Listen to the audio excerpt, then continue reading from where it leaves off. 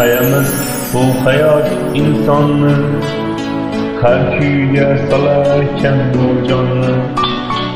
Ayamiz bu hayot insonni har kuyga solarkan bu jonni. Onajon o'rgatsin menga hech qachon sotma deb vijdonni. Onajon o'rgatsin menga qachon sotma deb vijdonni.